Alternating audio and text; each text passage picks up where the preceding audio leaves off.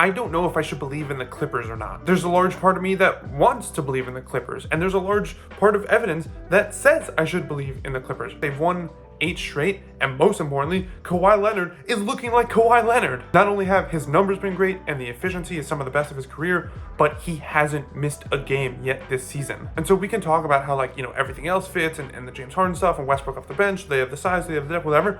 No conversation about the Clippers winning a championship happens without Kawhi Leonard being healthy. So if he's healthy and he's playing like Kawhi Leonard, then the Clippers have a shot, because that dude could be the best player in any series against any team. So if he's right, like he is right now, Clippers have a chance. So if nothing else, his insane play and durability so far is why I'm willing to entertain the Clippers as legitimate contenders. But then there's just this one thing that I can't get over that makes me hesitant to believe in the Clippers, and that thing is named James Harden. To his credit, James Harden has started to play really well after a slow start with the Clippers. He really seems to be finding his role as the Clippers point guard. He had 35 and 9 last night against Indiana. Like Kawhi, he's actually posting some of the best efficiency numbers of his career. And 8 straight wins. It's really hard to argue with the results that are coming right now in terms of the, can James Harden work on the Clippers? Can the Clippers, make this James Harden experiment work in terms of competing for a championship?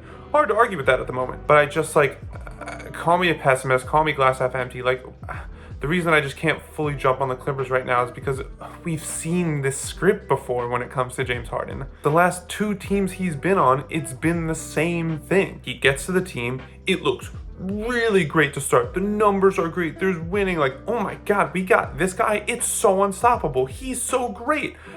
This is going to be amazing. And then come playoff time, it's the same thing where it's an injury or he just straight up crashes and burns. It's happened the last 3 years now, where every year we convince ourselves, okay, this is going to be the year that Harden breaks through for a championship. And he just hasn't. And not just that he hasn't, but he's flamed out. He's been a big reason why it hasn't happened. His shortcomings have played a massive part in the team not getting it done. And obviously some of that isn't his fault, right? In 2021 when he hurt his hamstring, he deserves a lot of credit just for playing against Milwaukee, because he was clearly hobbled, but he was just trying to do whatever he could to try and help the Nets win. But you look at the next 2 years in Philly, and it's just what more could Harden need to break through to at least the conference finals for Philly? It was just the same thing, just the same classic Harden flameout. And you could give whatever excuse you want, he could give whatever excuse he has, maybe he was hurt, or the team wasn't so constructed, blah, blah, blah, blah, blah, blah, blah. You gotta get it done at a certain point. You gotta overcome the excuses. You gotta make sure you're in the best possible situation. You gotta make sure you can do everything within your power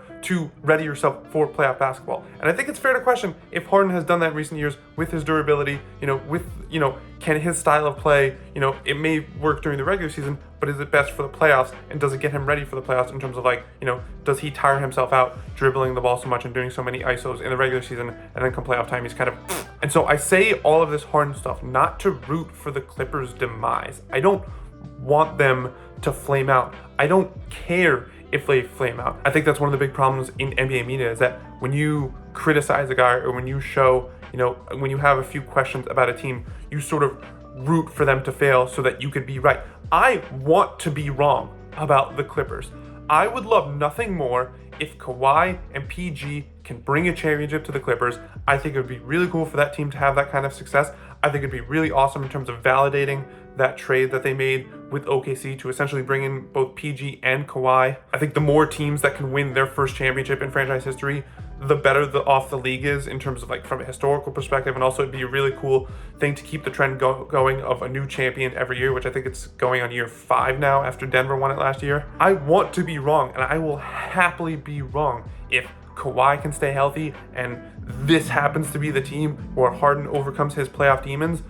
You're just not gonna hear me believe in it. You're not gonna hear me predict it to happen, because I've done it too much in the past. And now, call me cynical, I don't care. It's just how I feel, because we've seen this same script with Harden where it looks really good in November, December, January, February, but he's at that stage of his career where, with the championship is being the only thing that's missing, that's the only thing I'm going to evaluate him on. So I can still enjoy what we're seeing right now. Again, 8-game win streak. It's been awesome to see the Clippers kind of start to, put it all together and really validate the trade that they got absolutely clowned for by bringing in Harden. But you're just not going to hear me be convinced that the stuff that's going on right now means that they can realistically win a championship. I'll just have to believe it when I see it. If that time comes, I will sit here in this seat and tell you that I was wrong, and I will do so with a giant smile on my face. But until then, I'm going to be skeptical